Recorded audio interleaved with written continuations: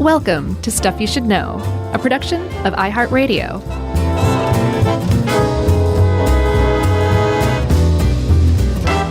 Hey ya, and welcome to the podcast. Hey ya, let's go. I'm Josh, and there's Chuck, and Jerry's here, and this is the podcast. Ta-da! What is that all about? That was my impression of Broadway. Oh, I thought that was your understudy, Matt Frederick.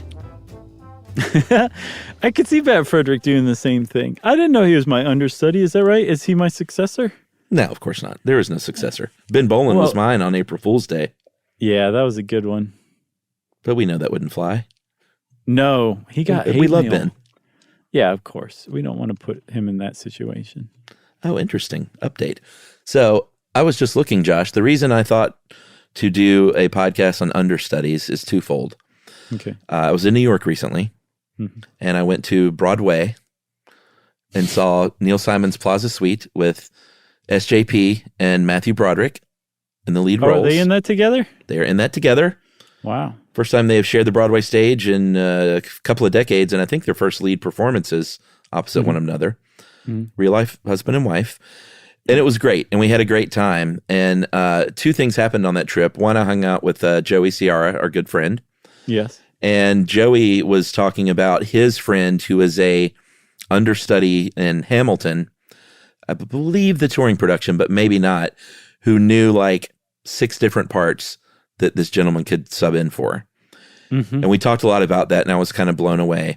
And it got me thinking about understudies. But then right after we left New York, Matthew Broderick got COVID just a week and a half or 2 weeks into his run, because we saw the last preview, and his understudy took over in a play that is almost just 2 people. Everyone's going to see this real life husband and wife on stage. So when the understudy comes on, it's not great, but I was just looking to see if I could find his name. And as of like 3 days ago, SJP now has COVID, so they have just canceled through when they're better, which is like another week or so. Gotcha. Which Which is something, the show must go on is the sort of line in Broadway, and that is the whole idea of the understudy, is that if someone is sick or stubs their toe or falls off the stage, there is someone else there that knows the part, that can immediately step in and play this part, ideally close to identically as the lead, or even if it's not the lead, any part.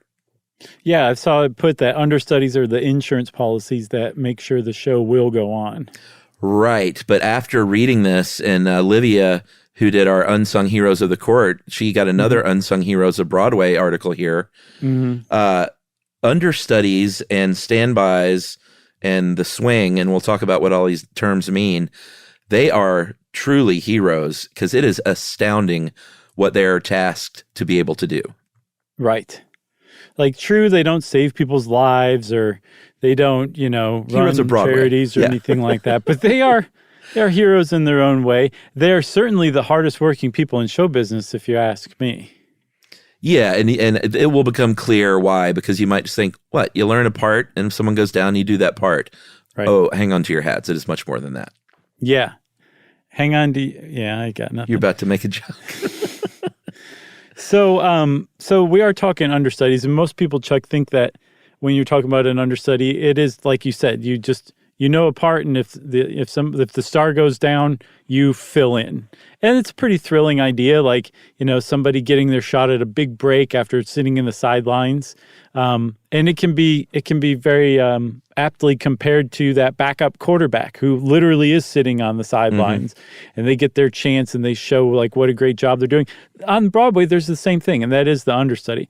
But there's a bunch of different kinds of understudies, and the one that most people think of is actually called the standby, which is where you are the person who knows every single word, movement, dialogue, song, blocking cue that the lead of that play knows. And so if that lead goes down, then you stand in. But you can go potentially years without ever getting that call. Like over the run of a play, say a multi-years run of a play, you might be on stage a handful of times because your job is that specific. You've got one role and you're filling in for one part only on the basis of some accident or unforeseeable circumstances happen to the lead. So you have to step in. That's what most people think of as an understudy. But in reality, that's actually the job of the standby.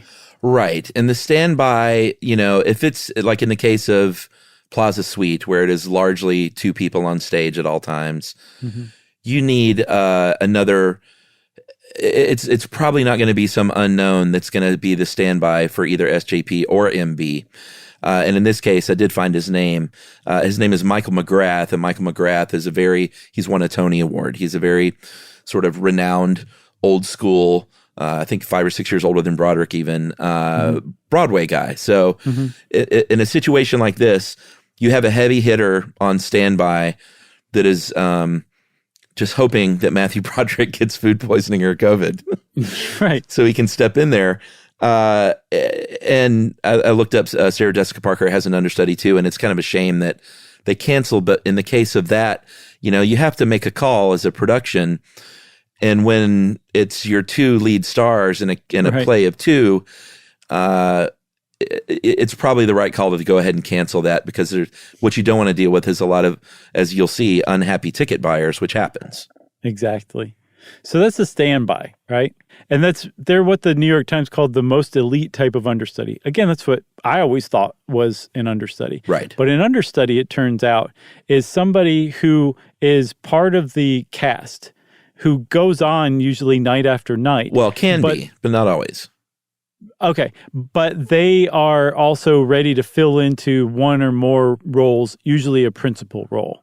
That's the understudy. Whereas standby is like, you might not even be in the theater, but you're on call every time that show is on, and you are expected to be within 5-minute run or drive to the theater so you can get there because something has gone horribly wrong. An understudy is somebody that has a much more frequently attached position at the theater, and usually it's a role in the ensemble cast. Yeah, I think they're usually in the cast. I don't think it has to be. A lot of this is determined, as we'll see, by the Actors Union for Broadway, which is Actors Equity, and the deals they work out with producers.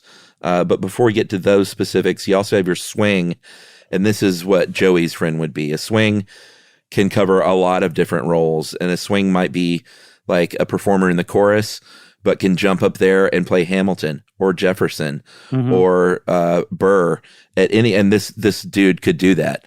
It is one of the more impressive things to accomplish, I think, because all these parts, all the songs, like you said, all the choreography and the blocking. You've got to know, as Olivia points out, something you don't even think about, which is between sets, I have to go back and I got to know what costume I'm supposed to be in and who to talk to, who has that costume. Like, you've got to know every single part to be able to seamlessly transition so that no one, they know because they announce, like, in the role for Matthew Broderick tonight, the understudy will be performing, and there's a collective groan.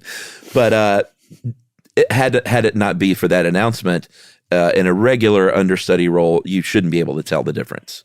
No, because it's not the star, it's not the lead necessarily. Right. It's just you would never know. But that is something with the swings. So like they might know anywhere between 5 to a dozen of those roles, and like you were saying, unbelievable. Each of those roles has different costume changes, different choreography, different words to say or sing, and they know all of those inside and out. And when you start to understand what a swing does, then you start to get what I was saying earlier, that they are probably the hardest working people in show business, because on any given night, they're ready to go at a moment's notice to do those roles at the drop of a hat. And it's because they've worked so hard up to that point and keep working too. It's not like there's a time where you can stop and relax. As long as the show is running over the course of weeks, months, years, however long it goes, you have to basically keep your engine revving, ready to put it into drive all of a sudden and peel out on the stage,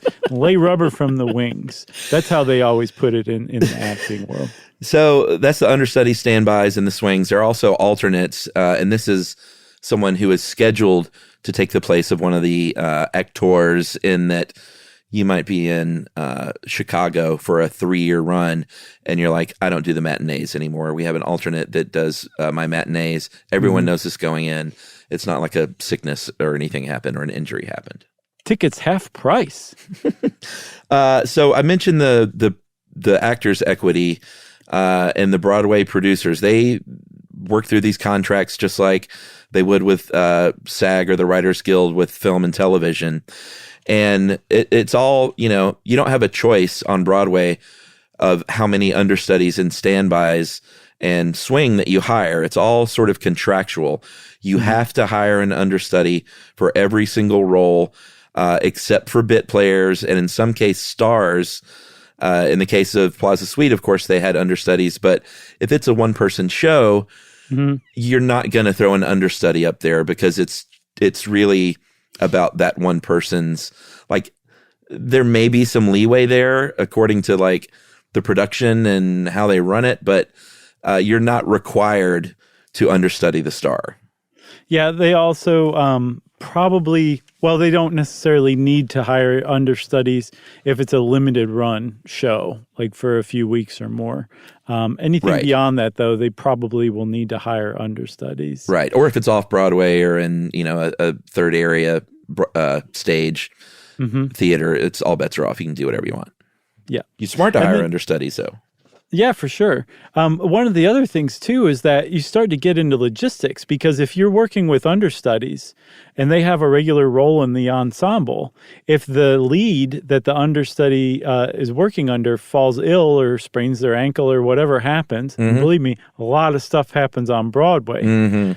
That understudy is no longer filling that role in the ensemble, which means now you got to go to your swings. And does that swing have anything else that they were doing that you need to bring another swing in for? It's suddenly like UPS route in the middle of a blizzard. Right. It's like my nightmare. Logistics is like those are the true heroes to me. You say understudies are the true heroes. I think logisticians who deliver things or like reroute planes, I think they're the true heroes because I could not do it.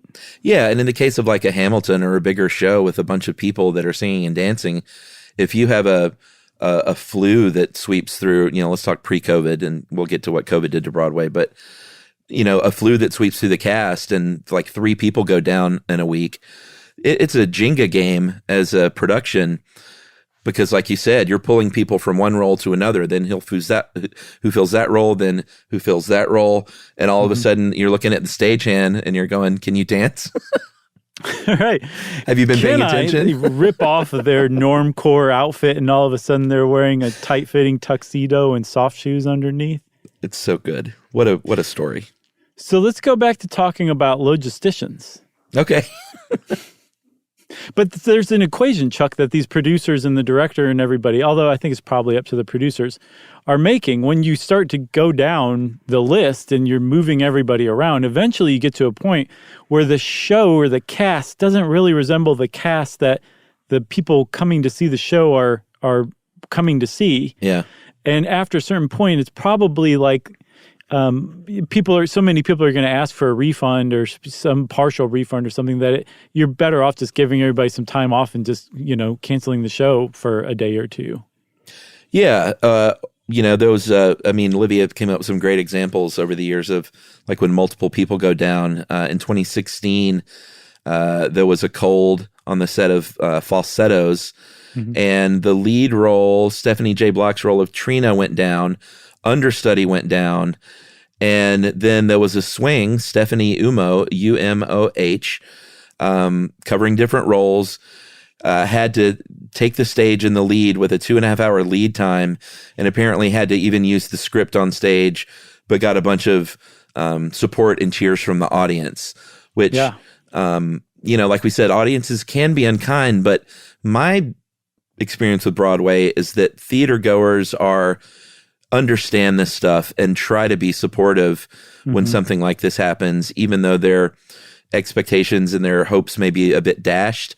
Like Livia talks about people booing and stuff like that. I wouldn't like to think that happened. I'm sure it has, but they're all from Jersey. Bridge and tunnel, baby.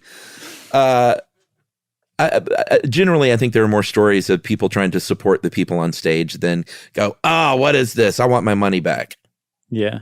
Like clapping for the person who has to use the script because they're so unprepared.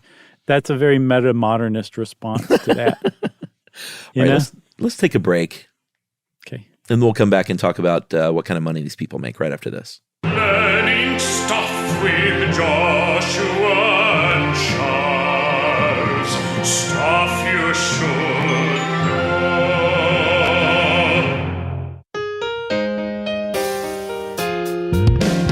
Learning things with Chuck and Josh. Learning all the things. Stuff you should know.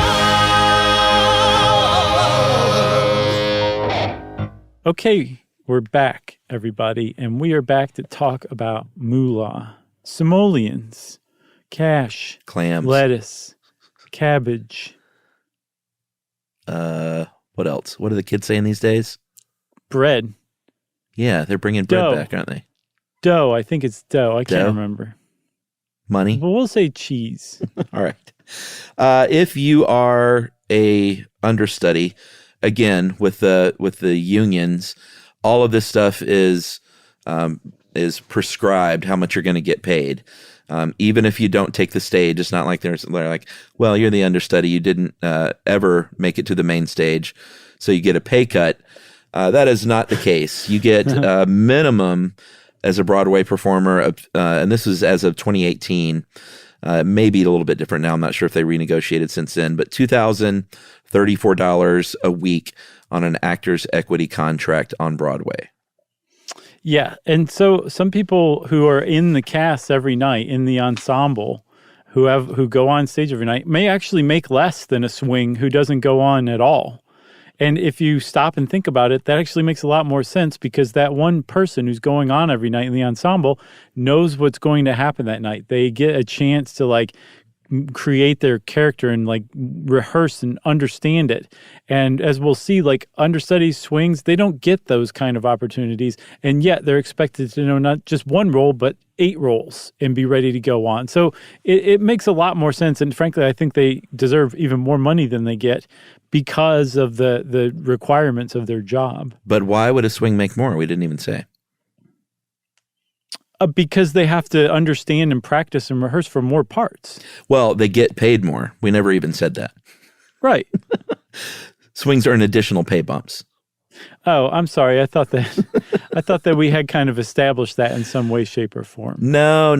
Your minimum is $2,034 a week, and if you are a swing or an understudy, you make pay bumps on top of that. Right. Swings get $101.70. Or $15 if you're a partial swing, and an understudy of a principal role gets an additional $54.50, or understudying ensemble an extra $15. Right. That makes sense. So take what I was saying before and now move it to to like right here, because it'll make more sense now that I've said that. But you can understand. I think that I think you should get a bump for every role that you have, not just a bump for having multiple roles. You know. Well, yeah, that'd be great. Like if you are a swing for like 6 roles. Yeah, you'd be like $100 a piece. Be like, don't put me on stage. Give me another role instead. I'm sure that we have Broadway understudies listening there. They're probably like, hey, let's get Josh in there on this next union negotiation. Yeah, give me a cigar and like a ill-fitting vest, and I'll roll up my shirt sleeves and get down to business. Because you're probably the only person that's ever asked for that. Right. Like I'm a genius. I just give them more money. If you're preparing for this, I mean, there are, depending on who you are as an actor, you're going to have different ways of preparing, period. And Livia found some good examples of what some people have done. There was an actor named Jay Douglas in 2007, a member of Drowsy Chaperone. That's a laugh out loud Broadway title, if you ask me. It is. Yeah. He covered 2 ensemble actors in a standby for 4 principals. So that's a lot of work. Mm-hmm. And Douglas would sit in the audience, at least, initially, and sit there with a recorder and quietly record all the movements and then go home and transcribe this stuff. Mm-hmm. And then just study, basically. Yeah. That's one high-stress job, court stenographer, colliding with another high-stress job of understudy or swing, you know? Good job. Good point. So Jay Douglas would take all those notes and create basically like a dossier on each of the characters he was expected to fill in for. And so if he got enough notice, he could like consult the dossier and, you know, refresh his memory of it. Like if you're an ensemble actor or even a lead, like you probably have one script and that's all you need. This like Jay Douglas and others would have like multiple scripts and multiple like workups or write-ups on their different characters. That in and of itself differentiates them to an astounding degree. Totally. And then, you know, besides just learning this stuff, all the things that we talked about, sometimes it's different accents, you know, that you have to do and kind of bounce between.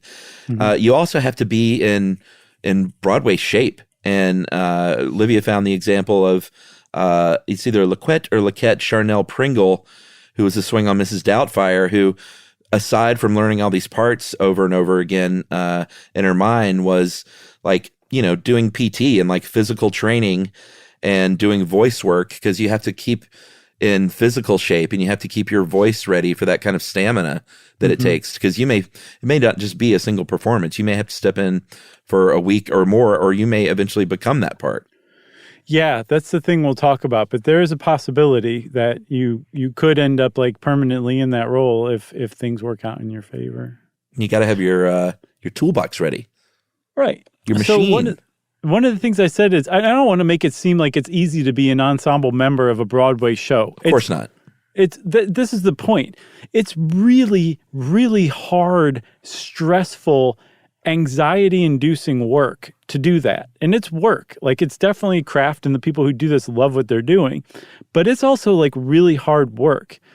What I'm saying is that if you are an ensemble or a principal and you go out there every night, you have all sorts of benefits of developing your character just through sheer repetition over time, learning everything so it's like rote.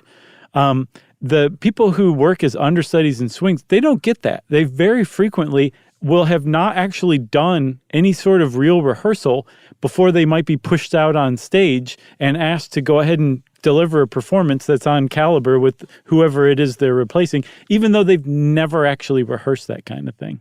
Yeah, I mean, if you are a principal standby, then chances are they call it a put-in. Chances are you have rehearsed with the main cast, you've gotten in that costume, you've worked with the orchestra and the show lighting, because, you know, that all counts. Like if you haven't rehearsed this stuff, if you've just done it under just the regular stage lights being on and they're like the musicians aren't there, like everything changes when it's go time and that curtain drops on the night. And if you're not used to that, it's a whole different situation. But if you are a principal, you've probably done put-ins and at least gotten the benefit of maybe a rehearsal or two.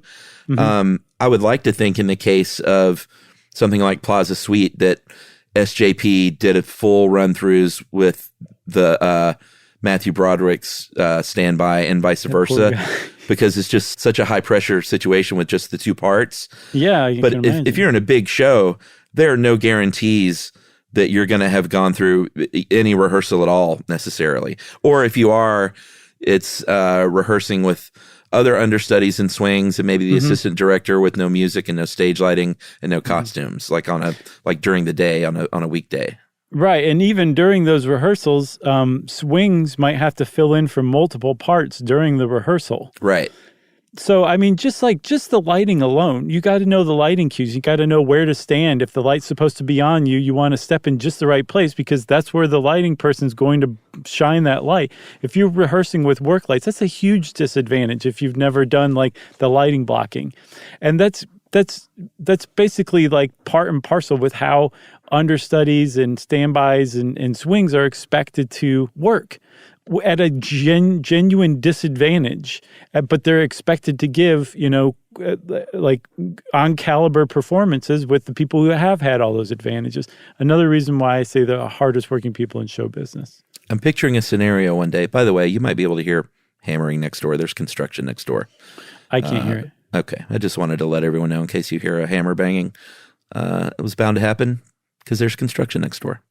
But I'm picturing a scenario one day where we're all out in New York with you, me, and Emily. We're all having dinner with a big group of people. And someone's like, oh, my friend's coming who's in a Broadway show. And we're all excited. And Emily's was a theater girl, so she's musical theater. So she's like peppering them with questions. And you take like a sip on your martini and say, so how many parts did you play? And the table gets quiet. And they're like, oh, just the one. It was one of the main ensemble parts. And you go, oh, just the one. Interesting. Man, you just nailed your impression of me. And just everyone gets really quiet. And we're like, what's the deal with Josh? Because they get up and go to the bathroom. And I say, he's all about the understudy. And they go, oh. And I'm in the bathroom going like, what did I say wrong? Why doesn't anyone like me? Why did you have to screw up this dinner too, Josh? So, Chuck, let's move on. Rehearsals, not good as far as the understudies go. One of the other things that I think we have to mention that you pointed out earlier is that especially with principals and stars of the show, those standbys and understudies are expected to deliver exactly the same performance that the star does every night. Like they're not like, go in there and do it your way, right, kid. They're like, go in there and do it exactly the way this actual star does it, kid. Don't screw up. And there's real reason behind that. Like, it's not just like, you're being treated like cattle. It's the star has done this in a certain way so that other people have come to expect this ad-libbed line that was ad-libbed once 3 years ago and now is like a regular part of the show, even though it's not in the script. They expect you to say that same line. So that you have to know that role, that character so well that you know the character that the actual star has created from the script. That's what they want you to do, because if not, somebody's line is going to get thrown off and you can throw off the entire production like that. Yeah, like the understudy knows this. So it's not like the understudy thinks, oh, can be my chance to really show them what I bring to the role, and then their hopes get dashed. I'm sure you're not necessarily doing an impersonation of Matthew Broderick as the understudy. So like things like intonation, you might be able to change it up a little bit, but generally they want you to do what he does. And we'll talk a little bit more about what COVID has done, but one apparent thing that COVID has done is given a little more appreciation to the understudy and a little bit more of a, well, hey, in certain situations, maybe it's okay for you to bring something else to the role if we talk about it beforehand and stuff like that. Like, don't surprise everybody. I mean, if you literally have to go on stage, like if someone falls over with an appendicitis like 10 minutes before curtain, that doesn't happen a lot. Usually there's a little bit of lead time, but in the case of Olivia found this great article from Mental Floss with a bunch of cool examples. There was a matinee of Wicked, and midway through the show, Adele Dazeem, Idina Menzel. Do you even get that reference? Is that Adele's last name? No. Oh, okay. That was during the Academy Awards. John Travolta, he famously introduced Idina Menzel as Adele Dazeem at the Oscars. Did he really? I knew that he had screwed it up, but I didn't realize he screwed it up that bad. Yeah, he completely made up a first name and a surname. He's like, why is your name so weird? It's great. It's one of the all-time blunders. But Idina Menzel fell mid-show and fractured a rib, and Shoshana Bean had to go on halfway through the show. And so there's all this like chaos going on to try and get her in there and dressed so the show doesn't miss a beat. And then poor Shoshana Bean is also in the back of her mind, like, wasn't really told what was going on. Just Adele Dazeem has gone to the hospital. And so this is also in the back of the mind of like, oh my goodness, what's happened to this person that I've been understudying, who I probably have a lot of respect for and maybe have grown close to, but also like, how hurt is she? And is this my big break? Like, all the emotion that comes with something like that is something that you have to just be able to check when you tread those boards. Right. I want to verify for myself, and I think every listener who caught it, You said Adele Dazeem the second time. As a joke. It's not, okay, it was as a joke. Okay, good job. Okay, Just wanted to make sure, because you slid it in there so well that Thank I you. thought you'd pulled a Josh and just completely flubbed it. Well, I was going to just leave it in there as a hidden joke to begin with. But We'll edit this when I part could out. tell that you didn't get it the first time, I had to explain. So Karen Quackenbush is another example of that I read about in a New York Times article from, I think, like 2001. She was a standby for Bernadette Peters in Annie Get Your Gun. Mm-hmm. And the same thing happened. Like, Bernadette Peters got really ill with the stomach virus and apparently was able to keep it together long enough to make it to the intermission.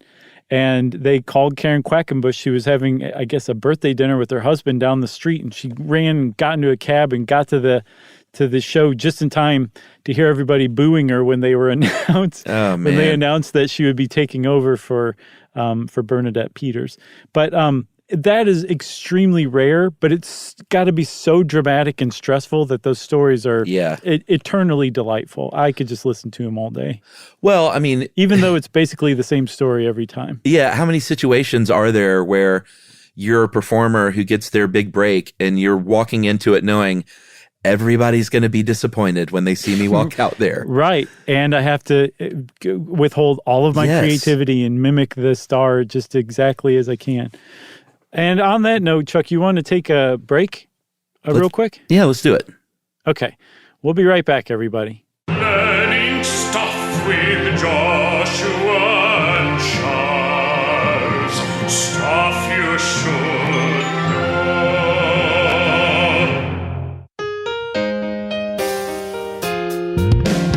Learning things with Chuck and Josh. Learning all the things. Stuff you should know.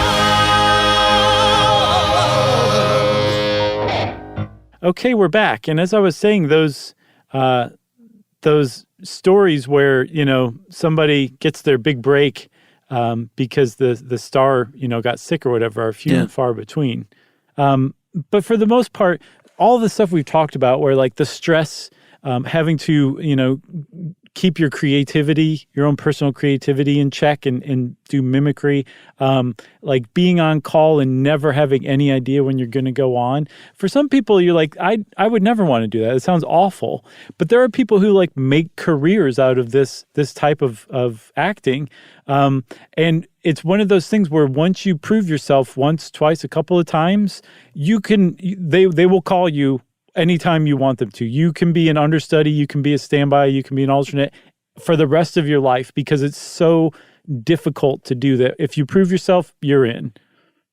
Yeah, I think there's a lot of jobs in the world that some people view as stepping stones or transient jobs that other people are quite happy to do their whole life.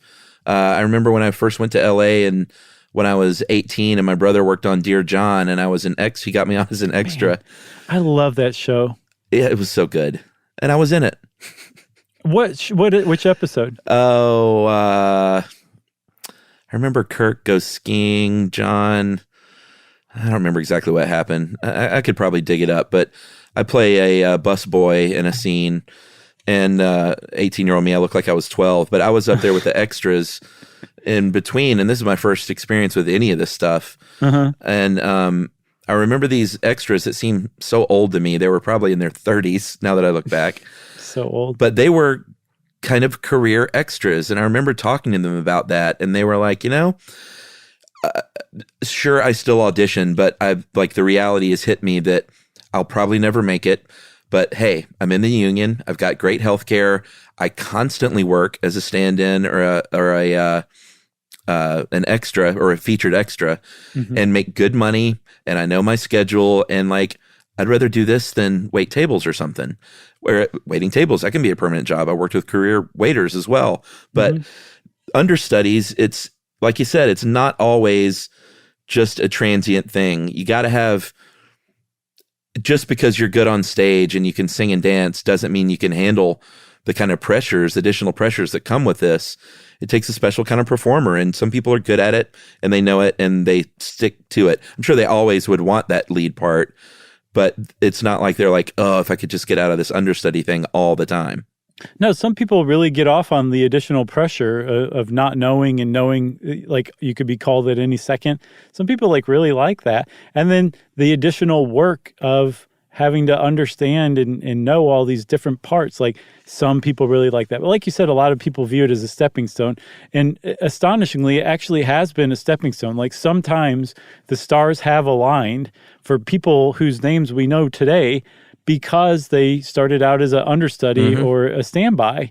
And Bernadette Peters, who I mentioned, she went down during one performance. She actually started out as an understudy, I think all the way back in age 13. And then later on Broadway, with her first real Broadway job, she was a standby. So she started out. I don't know that she had any like moment where she hit it big. I think she just was one of those, workhorses who's like, give me whatever job you can, and then just kept going from there and became a star as a result.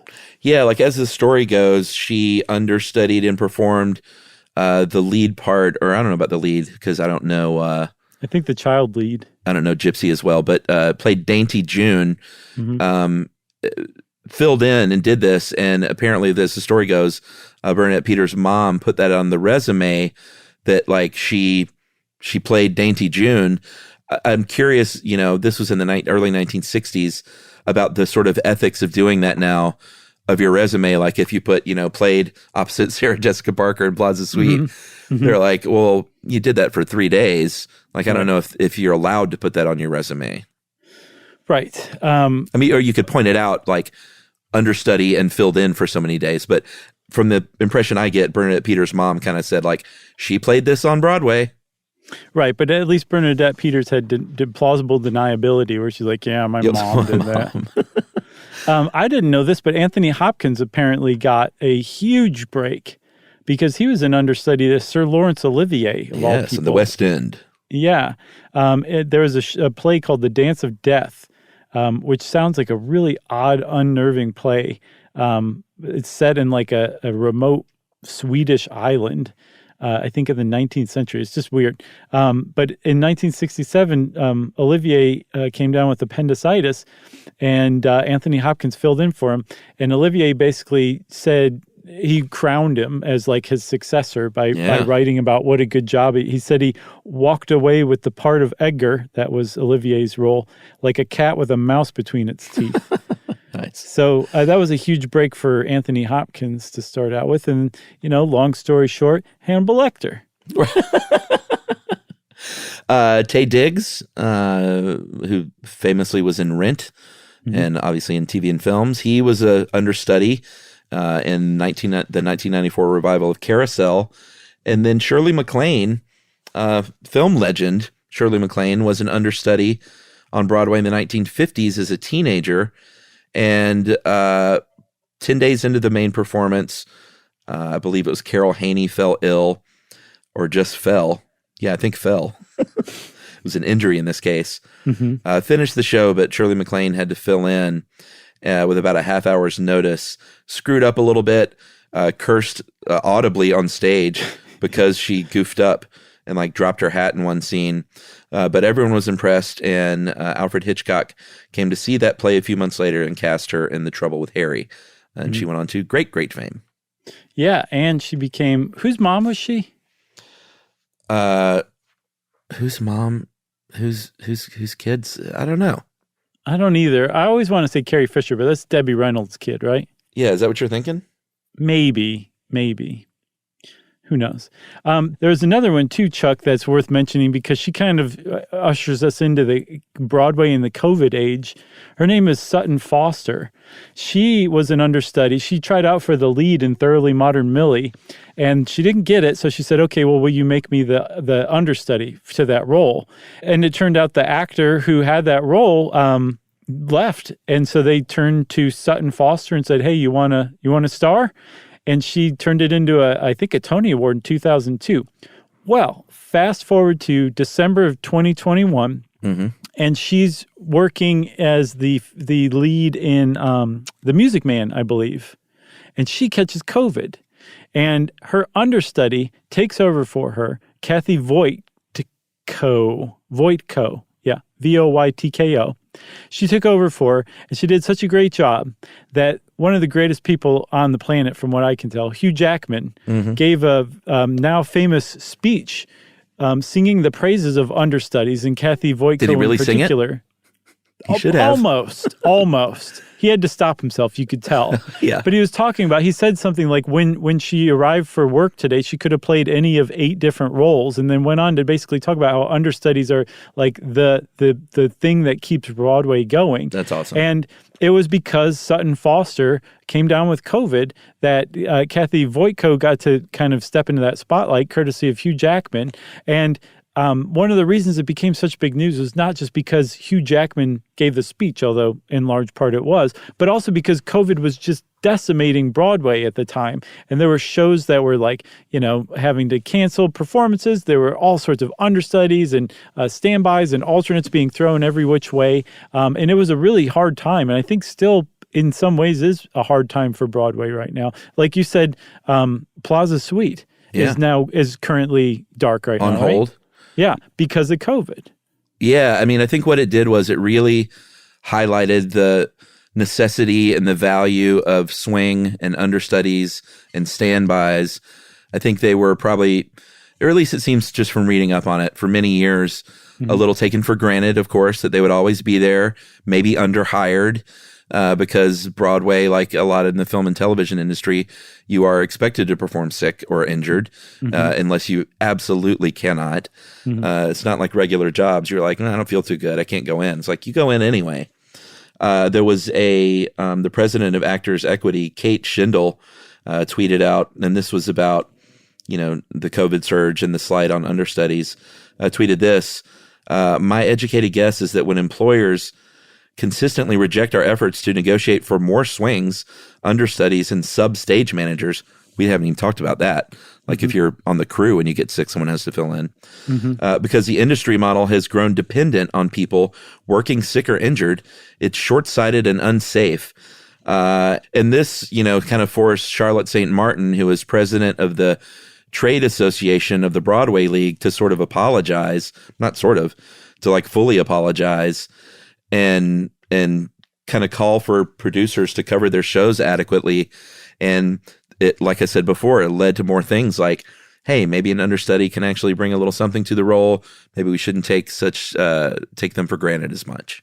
Yeah, Charlotte St. Martin had apparently thrown some shade on the understudies and got called out by Kate Schindel. So I guess from what the New York Times is saying, they are able to, or they're using this to try to make it easier on understudies and standbys to give them like full rehearsals and actually have the lighting people there during it and like make it so that it's just a slightly less stressful job and that there's more of them working, which is, that is good. Like that's an improvement. And it's the same thing like you were saying with the film industry, when the transition it's going through now, where it's like, no, you really shouldn't work a 28-hour day every day and just be expected to whenever the director or producer wants you to be there. It's anytime there's an improvement like that, it's an improvement for all.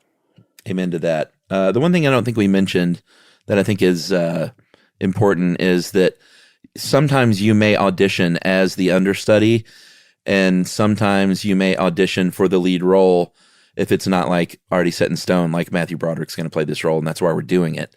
If it's just open auditions for the lead role, they might say, boy, you're really good and I'm not going to cast you, but I'd love to cast you as the understudy. Sometimes it goes that way. Yeah.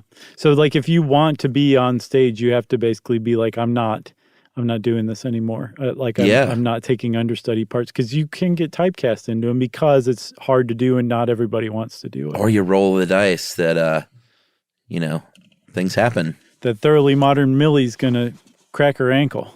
Yeah, that was that other funny story we didn't kind of get to about someone wrote in, it feels like anonymously, to play Bill that was an understudy that said, I secretly wanted to poison the lead actor. Because, you don't think about, besides all the work that goes into it, they're like, we could never make firm plans with anybody. We can never schedule anything because you're just on call. That on-call life is tough, whether you're a pediatrician or an understudy. Or a logistician. Very nice. Bring it all back around. You got anything else? Nothing else, sir. Well, everybody, I say go out and hug an understudy, a standby, a swing, or an alternate today. Yeah, ask them first. Yes. They may not want to be hugged. Especially if they're not wearing a name tag with the hug dot system on. That's right. Well, since Chuck said that's right, of course, everybody, that means it's time for listener mail. I'm going to call this Sliding Canada, as always. Hey guys, love the show. Promise to keep it short. Just listen to the Pubs episode, which we heard a lot of people really like that episode, by the way, which brought back tons of good memories of 2 summers I spent taking Canadian undergrads to Wales. There were many pubs. But I can't not note that Josh said George Washington took his troops to a pub to, quote, toast the British leaving the continent of North America, end quote. Knock, knock, Canada called. Unless George Washington was still kicking it in 1931 when the Statute of Westminster was signed, or in 1982 when Canada's Constitution was repatriated. But even then, the Crown's representative is still the head of state up here. I realize this is the most pedantic Sam of emails. Never heard that. But one of us has to make use of a PhD in Canadian literature somehow. Love the show. Heard every episode. All the best, Brenna. Very nice, Brenna. We just got taken to school and put in one of those desks that you lift the top on to see your books. Man. That's how hard we just got schooled, Chuck. I'm sorry to drag you along with me, but I'm glad you were there for moral support. I'll be there. I'll just clear the inkwell outside and I'll get in with you. Who was that, Brenna? That was Brenna. It was Brenna, a correction kudos. that was smarmy, but also charming and funny. Which made it lovable. That's right. So if you want to send us an email like Brenna did, let's see what you got. Take your best shot. Don't smoke pot. Or do. You can send it off to stuffpodcast@iheartradio.com. Stuff You Should Know is a production of iHeartRadio. For more podcasts from iHeartRadio, visit the iHeartRadio app, Apple Podcasts, or wherever you listen to your favorite shows.